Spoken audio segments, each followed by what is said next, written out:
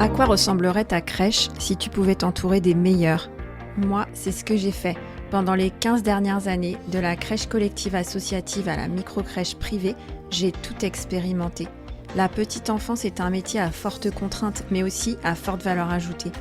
Avec les meilleurs psys, pédiatres, directeurs pédagogiques et les meilleures formations, j'ai pu développer la qualité d'accueil et la qualité de vie au travail. Alors si toi aussi tu es motivé par la qualité, bienvenue dans Référence Petite Enfance, bienvenue dans ton podcast. Sarah, nous voici pour la fin de cette petite série sur les activités proposées aux bébés de moins de 12 mois. Aujourd'hui, tu nous proposes une troisième activité. J'ai hâte de savoir ce que ça va être. Alors, donc aujourd'hui, on va parler des ateliers qui sont basés sur l'approche Snozelen. Peut-être que vous en avez déjà entendu parler, je vais vous reparler un petit peu de qu'est-ce que c'est que l'approche Snozelen. Donc c'est une approche qui est apparue aux Pays-Bas en 1974, si je ne dis pas de bêtises, avec en fait la création d'espaces qui vont stimuler les sens des personnes qui avaient un trouble du spectre autistique, un déficit intellectuel ou d'autres formes de handicap. Et le but de ces espaces, c'était de les apaiser et d'établir une forme de communication et de confiance avec ces personnes. Donc l'approche Snozelen, c'est une contraction de deux mots. Alors attention, est-ce que je vais bien les prononcer ? Snuffelen, qui veut dire explorer, et Douselen, qui veut dire se détendre. Donc c'est vraiment ça en fait l'idée de l'approche Snozelen. Ah bah tu m'apprends quelque chose parce que moi je pensais que c'était un monsieur Snozelen qui l'avait inventé, tu vois. Et voilà. Et je pensais aussi que, je savais pas que c'était aussi récent et je savais pas non plus que ça avait été créé pour des personnes en situation de handicap. Donc tu vois, j'ai appris plein de trucs. Tu vois, d'aller voir vraiment comment est-ce que ça a été créé, pourquoi est-ce que ça a été créé. Parce qu'après, du coup, tout, dès qu'il y a quelque chose de nouveau, ensuite on le remet de différentes façons dans plusieurs domaines, etc. Mais je trouve que c'est toujours intéressant d'aller voir vraiment l'histoire. Pourquoi est-ce qu'on a fait ça? Qui a eu cette idée et c'était quoi le but? Et après, comment est-ce que ça a ensuite évolué et comment est-ce qu'on l'a mis en place pour différentes personnes. Donc c'est pour ça que là, je dis pas des ateliers Snozelen. Je dis vraiment des ateliers basés sur l'approche Snozelen parce qu'après, je trouve aussi que du coup, on se met beaucoup la pression. Tu sais, à se dire, il faut absolument que je fasse comme l'approche Snozelen, il faut absolument que ce soit bien fait pareil, etc. Moi, je pense qu'il ne faut pas se prendre la tête. On part du principe qu'on veut créer un espace pour que la personne explore ses sens et que la personne se détende. On fait avec ce qu'on a et c'est très bien. Pas obligé de faire quelque chose de très carré ou autre. Donc, on se base sur cette approche et on fait ce qu'on veut et on fait avec ce qu'on a. Voilà. Et ça, tu le proposes à partir de quel âge ? On peut le proposer des tout petits. C'est ça qui est très intéressant. Je dirais quand même à partir de 3-4 mois, quand là le bébé il est dans quelque chose de plus volontaire au niveau de ses gestes, qui tourne plus volontairement la tête, qui accroche plus facilement le regard. Mais ça peut vraiment être proposé dès tout petit. Alors moi, j'ai vraiment une question sur cette activité de matériel. Là, je pense que tu me vois venir quand même parce que je vais trouver de plus en plus depuis, je dirais, 3-4 ans, peut-être un peu plus, mais bon, c'est quand même assez récent, des multitudes de possibilités d'achat. Et du coup, moi, ça va me donner plutôt un a priori un peu négatif de me dire, c'est encore un truc qu'on veut me vendre, un truc un peu commercial, où il faut acheter 36 lampes, des trucs qui brillent de partout, qui doivent être branchés à l'électricité, etc. Donc bon, moi, je suis plutôt réfractaire à ce matériel. C'est pour ça que j'ai tout de suite précisé, t'as vu, on fait avec ce qu'on a. On se met pas la pression pour faire quelque chose de hyper complet avec plein de matériel, etc. L'enfant, il a une lumière qui est tamisée et une petite lampe qui brille, puis deux, trois jouets visuels, il est content. Bien sûr, si on a la possibilité d'avoir plus de matériel, c'est chouette, mais encore une fois, c'est pour ça que je précise vraiment que c'est des ateliers qui sont basés sur cette approche, voilà, dans cette idée-là de proposer quelque chose où on va explorer les sens, que le bébé il se relâche et qu'il se détende, mais on n'est pas obligé d'avoir une salle de fou comme on peut voir sur les réseaux sociaux, sur Internet, etc. On fait vraiment avec ce qu'on a. Donc, qu'est-ce qu'il me faut absolument ? Est-ce que, par exemple, si j'ai pas de salle attitrée, je peux faire ça, je sais pas moi, dans mon dortoir ?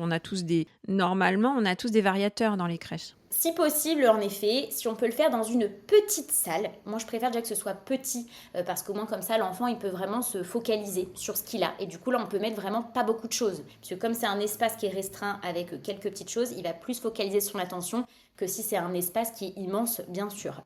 Donc si possible une petite salle à part dans laquelle on va tamiser les lumières. Donc il y a certaines crèches qui ont une salle spéciale à part, ou alors en effet le dortoir quand personne n'est à la sieste, ou on peut aussi se créer une petite tente, une petite cabane où tu vois on met deux trois chaises et puis on met un grand drap par-dessus et puis on vient se blottir en dessous et là en plus comme c'est tout petit, il suffit d'une petite lampe et ça crée déjà tu vois une ambiance assez cosy. Et avec deux trois jouets, ça suffit largement. Donc vraiment, on adapte en fonction de ce qu'on a, de ce qu'on peut faire. Donc l'idée, au niveau du matériel, c'est de créer un espace multisensoriel avec une ambiance agréable où on vient vraiment éveiller plusieurs sens. Donc au niveau de l'ouïe, on peut mettre une musique douce, avec une musique douce classique, ou alors des bruits de la nature, des bruits des vagues, et au bout d'un moment, dans l'atelier, on peut aussi proposer des instruments sonores. Pas trop bruyants idéalement, pour pas que ça fasse trop de bruit, mais on peut aussi rajouter ça si on en a envie. Si on n'a pas envie de le faire, on laisse juste une musique douce et c'est très bien. On vient aussi stimuler la vue, donc déjà avec cette ambiance tamisée, qui vient favoriser la détente et le relâchement, même pour nous. Moi, quand je fais ces ateliers-là, je plonge aussi, et c'est pour ça que c'est souvent après ces ateliers, à la fin de cet atelier, que je propose mes comptines en langue des signes, justement, parce que là, le bébé, il est vraiment bien, il est disposé, il est calme, il est relâché, il est dans l'interaction. Donc moi, j'aime bien les proposer à ce moment-là. Donc on peut aussi au niveau de la vue proposer si jamais c'est possible. Donc là c'est vraiment en fonction de vos crèches, des moyens et de vos envies aussi. On peut proposer des colonnes à bulles avec des jeux de lumière. On peut proposer des fibres optiques colorées, différents éclairages avec par exemple une guirlande lumineuse. Moi je prends mes guirlandes de Noël. Par contre j'évite qu'elles clignotent. Je préfère qu'elles soient fixes moi pour le coup pour pas que ce soit trop stimulant au niveau visuel. Des petites guirlandes de Noël, c'est top, soit des dorées toutes simples ou alors avec plusieurs couleurs et ça fait largement le taf. On peut mettre des mini veilleuses aussi qui vont changer de couleur ou pas, c'est nous qui voyons. Moi j'aime bien aussi, j'ai un petit projecteur de ciel étoilé que j'aime bien et puis souvent je le prends dans ma main aussi. Je tiens la petite veilleuse dans ma main et puis comme ça tu vois ça projette sur le sol des petites étoiles, des petites lumières etc. Et parfois même juste ça, ça suffit à faire l'atelier, c'est tout. On peut aussi mettre des boules lumineuses, voilà, vraiment on peut jouer avec tout ça. On n'est pas obligé d'avoir tout, juste deux, trois choses, ça fait très bien l'affaire et les enfants en raffolent. Au niveau du toucher aussi, on peut leur proposer plusieurs matières différentes qui vont venir toucher, qui vont venir mettre en bouche, etc. Des choses qui vibrent. Aussi, moi j'ai un petit truc de massage que j'ai trouvé sur Nature et Découverte. Et quand tu l'allumes, ça vibre un petit peu. Les bébés aussi, ils adorent. Il y en a certains qui le mettent même sur leurs jambes, sur leur visage. Ils sont très attentifs à tout ce qu'au niveau vibratoire, ça leur fait ressentir. On peut mettre aussi des coussins pour que les enfants puissent s'allonger, pour qu'ils puissent s'asseoir. Et au niveau du goût aussi, on peut soit proposer des jeux pour venir éveiller l'odorat ou venir éveiller le goût, mais tout simplement en fait en mettant à la bouche, l'enfant il explore aussi cette zone-là. Ok, donc je suis pas obligée d'investir finalement dans le matériel, comme tu disais, la colonne à bulles, avec des choses que j'ai normalement sous la main. Je peux créer mon petit atelier Snozellen. À quel moment de la journée tu penses que le bébé est réceptif à cette activité ? Alors pareil, ça dépendra donc du niveau d'état de vigilance du bébé. Et là, je rejoindrai plus le niveau 3, comme pour les continents en langue des signes, un état de veille calme qui favorise les interactions. Donc pendant un temps calme, c'est l'idéal. Plutôt ce qu'on fait avant le repas et après le repas, par exemple. Ouais, c'est ça. Et est-ce que ça va durer longtemps, cette activité ? En général, tu restes combien de temps dans la salle Snozellen ? Alors, je dirais que ça peut durer facilement entre à peu près 15 minutes, là pour le coup, puisqu'en plus, c'est vraiment tout calme, tout doux, et que les enfants, en fait, ils font un petit peu leur vie aussi, tu vois, on n'est pas obligé de proposer quelque chose. Bon, alors, en premier, on fait ça, en deuxième, on fait ça, en troisième, on fait ça. L'idée, c'est aussi, voilà, que eux, tiens, là, j'ai ce petit truc dans les mains, qu'est-ce que ça fait ? Oh là là, ça fait de la lumière. Attends, je peux le mettre dans ma bouche, puis je le re-regarde, puis je le pose, et puis je le reprends. Et du coup, en fait, ça peut être super long, finalement. Donc, ça peut durer jusqu'à 15-20 minutes. Ça dépend, parfois, ça va être plus court et parfois, ça va être plus long. Mais en fait, comme ils sont tout calmes, tout posés, ça peut durer 15 minutes. Est-ce qu'il y a un déroulement ? Comment ça se passe ? Comment tu t'organises quand tu fais ça ? Justement, là, pour le coup, je laisse vraiment l'enfant découvrir ce qu'il a envie de découvrir et comment il a envie de le découvrir. Puis après, je passe avec chaque petit bébé. Oh, là, t'as vu, ça fait de la lumière sur toi. Oh là là, puis là, qu'est-ce que ça fait Voilà, on pourrait essayer d'aller un petit peu plus loin dans l'exploration de ce qu'ils sont en train de faire. Mais ça, c'est vraiment juste mon avis. Moi, j'aime bien leur laisser vraiment explorer chacun. Donc, idéalement par petits groupes. pour les plus petits, on les met directement dans la pièce qui est déjà prête. Pour les plus grands, par contre, on leur explique avant d'entrer dans la pièce qu'on fait chut, qu'on va parler doucement. Et même pendant l'atelier, moi j'ai tendance beaucoup, même tu vois rien que là en parlant, je diminue le volume de ma voix pendant cet atelier-là. Je vais vraiment venir diminuer le volume. Je vais parler un petit peu plus bas, faire des gestes qui vont être plus lents. Et comme ça met aussi le bébé dans l'ambiance, qui va aussi se caler, bien sûr, sur moi, ma modulation. Ouais, donc je baisse la voix, je leur explique qu'on va faire un temps un petit peu calme, qu'on va baisser la voix, on va faire chute. Je les emmène dans la pièce, donc moi c'est mon dortoir, hein, j'ai tamisé ma lumière. Et là, ça va être un moment libre où je vais aller un petit peu avec chaque enfant, mais il n'y a pas de déroulement. Et à quel moment je sais que c'est fini? Parce que je ne vais pas dire, bah ça y est, c'est 15 minutes, stop. On est vigilant à l'état d'éveil du bébé. Si jamais là on voit que ça y est, il se désintéresse, qu'il a envie de sortir, parce qu'ils le font comprendre aussi, ou que là ça y est, il commence à s'agiter, il commence à pleurer, etc., et ben on peut stopper l'activité. On essaye d'anticiper au maximum, et quand on voit que voilà, ça se voit, hein, parce que souvent dans ces moments-là, ils sont tout calmes, tout posés. Parfois, on les entend même pas. Enfin, moi, quand je les fais au cabinet, je termine en fait mes ateliers par un petit moment avec l'approche Snozelen, tout simplement avec des lumières en fait. Hein. On n'est même pas obligé d'appeler ça Snozelen, c'est juste des petits sons, des jeux de sons et lumières. Et ils sont vraiment tout calmes, tout apaisés. Et puis au bout d'un moment, tranquillement, on vient enlever les petits jouets. Et puis on vient doucement rouvrir les volets en faisant waouh! Voilà, pour essayer de passer aussi à un autre moment, en fait, tout simplement. On essaye d'anticiper, de voir un petit peu comment l'enfant est. Alors, ce serait quoi les points d'attention de cette activité? Qu'est-ce que tu me dirais de vraiment bien soigner dans mon approche? Alors déjà, c'est de la proposer au bon moment. Évidemment, c'est pas bon bah là t'es en train de faire une crise, t'es en colère, bon bah va dans la salle Snozelen. C'est un peu la caricature de l'utilisation du temps calme, hein. Mais ouais, ben voilà, sauf que en fait, moi je trouve que ça marche. Enfin après, on fait comme on peut, mais je trouve que je suis pas sûre que ça marche bien comme ça. Enfin moi en tout cas, si on me disait va le calmer là-bas, je suis pas sûre que je me calmerais, tu vois.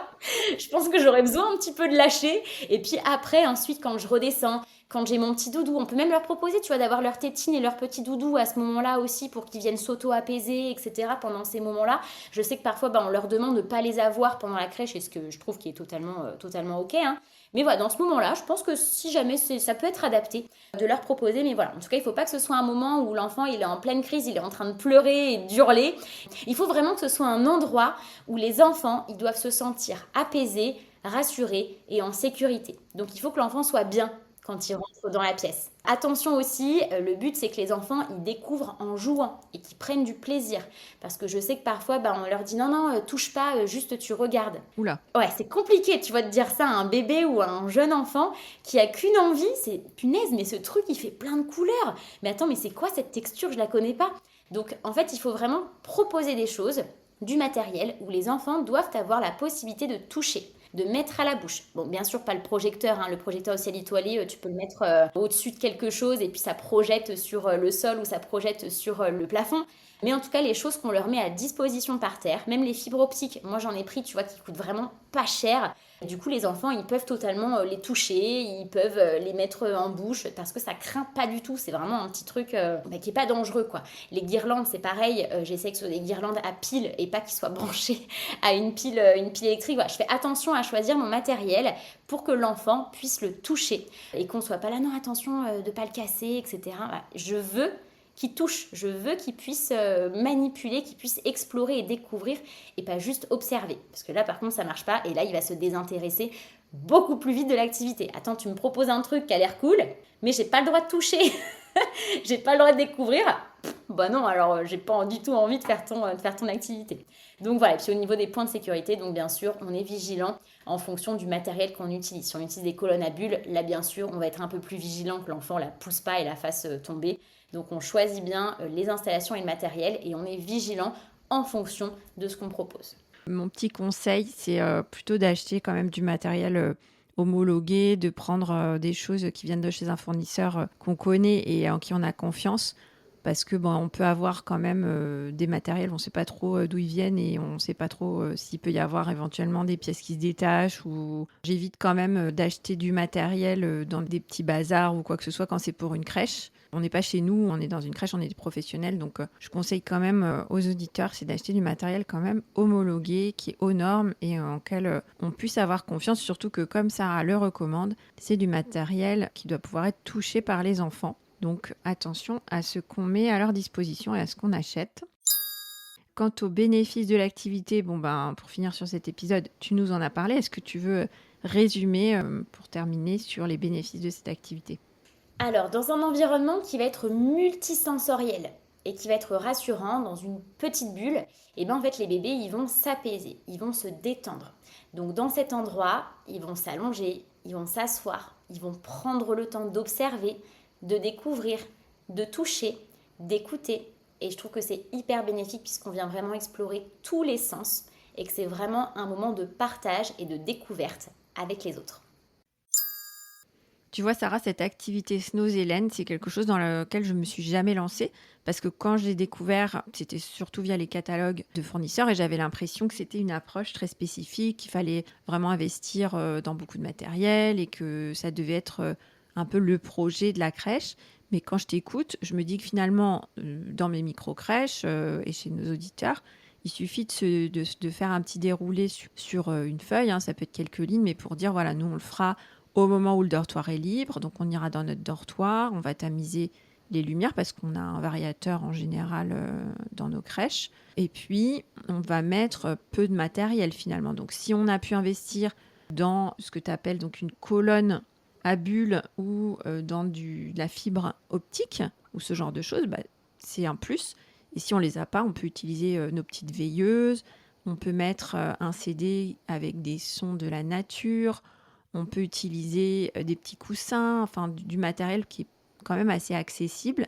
Et donc ça me donne envie, moi, d'essayer. Il faut peu de matériel, il faut choisir un moment où l'état de vigilance de l'enfant, c'est un état de veille calme, où il est disponible et il va pouvoir s'accrocher à cette activité, enfin s'investir en fait quand même assez longtemps. Tu disais plutôt facilement 15 minutes, alors que quand on a fait les autres activités dans les épisodes précédents, que ce soit le parcours de motricité ou les comptines signées, tu parlais plus de 5-10 minutes, mais là, en fait, c'est moins fatigant. Donc, on va pouvoir laisser l'enfant découvrir. Donc, c'est, comme tu disais, c'est une activité qui veut dire explorer et s'apaiser. Donc, il va pouvoir découvrir, à la fois explorer l'espace et puis en même temps s'apaiser. Et c'est quand on verra que l'enfant n'est plus dans ce moment d'apaisement tout calme et qui commence un petit peu à s'impatienter ou à s'agacer, qu'on saura que c'est fini. Donc, on peut facilement le mettre en place dans nos micro-crèches. Il suffit d'avoir un dortoir et que personne ne soit à la sieste à ce moment-là. Les points de vigilance pour réussir cette activité, ce que tu disais, c'est pas pour calmer une crise. C'est pas utilisé comme un moment pour calmer une crise. Donc, au contraire, on veut que l'enfant entre dans cette petite pièce à un moment où il est bien, où il est disponible, où il est paisible. Et c'est en arrivant dans cette pièce dans de bonnes dispositions qu'il va vraiment s'ancrer dans cet apaisement, être rassuré et pouvoir être à l'aise et explorer en toute liberté.